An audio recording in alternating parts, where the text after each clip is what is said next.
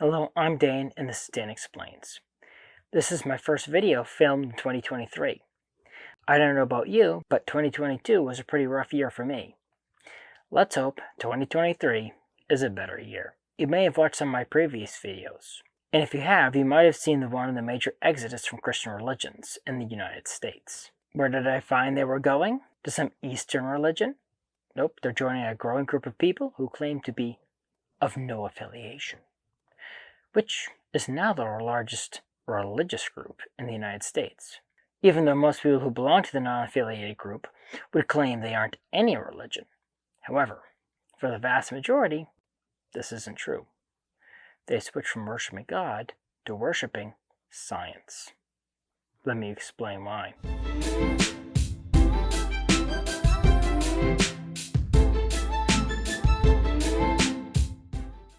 Have you ever fallen for one of those clickbait news article titles and hit the share button before getting past the title, only to have everyone point out in the comments that it's fake? Even if you haven't, we all have at least one person in our social media feeds that does it chronically. Normally these guys get you by using a catchy title and appearing to come from a legitimate source. What is a legitimate source anyway? And why do we trust them? People have trusted in organized religions for thousands of years. In the Middle and Dark Ages, most common people would just blindly believe whatever the clergy told them. As time went on, things started to fall apart. Quite literally. In 1517, the Protestant Reformation began, dividing Christians into two major groups. From there, the Protestant groups broke into thousands of new Protestant religions. All this weakened the people's trust in their religious institutions. I mean, after all, if this one group is right, then why does an equally large group on the other side of the street disagree with the first and also claim to be right as well?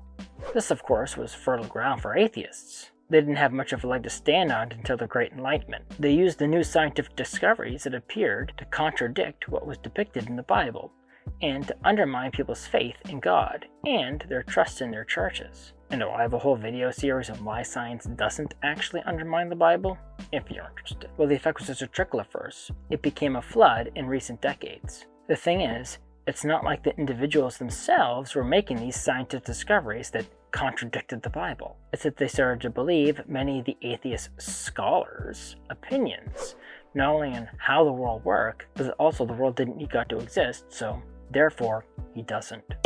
Today, these nominal agnostic atheists, I like to call secularists, are the majority in the United States. The thing is, these people are following science as if it's a religion. Or should I say, they think they're following science. They're actually swapping God with a new secular God known as scientific consensus. Don't believe me? Let's go back to the clickbait. People share it because it appears to be reputable. Most of the time, if they just dug a tiny bit deeper, they would have found it wasn't. It's rare someone gets past the title on some new scientific revelation and actually reads the article. Even more rare is for someone to actually look at the sources. When was the last time you went to the bottom of an article and actually followed the sources and made sure they were real? And they weren't published in some sort of crackpot journal no one's ever heard of. And hey, I'm not pointing fingers here. I seldom do this as well. Almost all of us just go on our gut feeling. Just as the church has its clergy and theologians, the secular church has their clergy and theologians as well. They are academics whose sacraments of ordination are advanced degrees in science and mathematics. Just like the peasants of old, who never read scripture because it just got filtered to them through theologians and clergy, who could read it and understand it, we, and by we I mean the secular majority, get most of our scientific understanding from professors and their scientists turned bureaucratic leaders.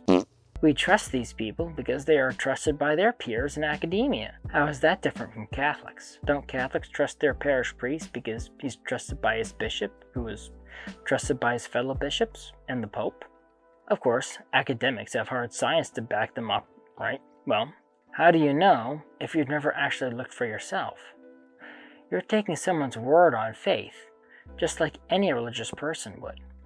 And the recent release of the Twitter files regarding how the government handled the pandemic, going on the advice of scientists-turned-bureaucrats, But they're really criticizing science, because I represent science. has shown that some scientists aren't any different than charlatans who entered their religious life for selfish reasons. Ironically, both of them worship the same gods: power and money. If you like this video, please press the like button, subscribe to my channel, and ding the bell to get notified when I post new videos. Also, please support me on Patreon, link in the description. The more people support me, the more time I can dedicate to making videos like this one. So, until next time, have a great week.